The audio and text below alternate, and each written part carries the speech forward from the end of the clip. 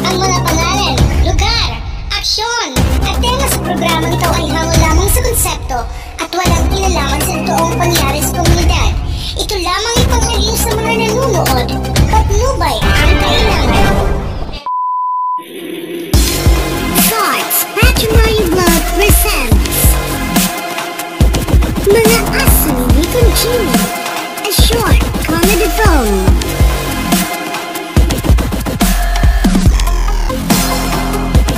Madibasyon, buwas it birthday ni Madikunching. Ika-55 niya. Pakadto kita, ano man maghahanday Madikunching buwas. Pagmanyanita nagug kita.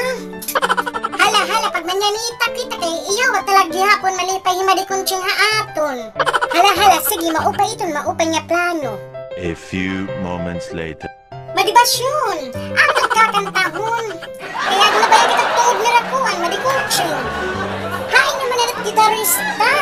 Nga mapaog itong insarin ko kagabihi ko ang hitudoy nga magpamanyarita ikaw nga nga aga. Ang batat nga mapaog kay na peraw ada. Padumlak didi ko ang tinidor. Amo na latag gagamiton nga instrument. Nga mapaog kabagalak ito na mamas ko. Nga mapaog kayo na rin nga siya. Aramat yung mga gitarista. Ayong pili. O pa naman akong maupat yung busis. A few moments later. Di pumiyas na adlaw. Bang nalawarat di dahil Madikunching sumakay. Ayaw ali kay sasampiton ta, sasampiton. Madikunching! Baaba, waray na baton. Pagka natagwa din yung mapaog yun eh. Nerosing, waray di dahil Madikunching na irabalay, kaya ato nagkasakay hirakat balugan kakulop pa. Paog itong Madikunching, baga nahadok ada nakasaruan at iyahanda. Alas dos balat nagninata, para magmanyanita.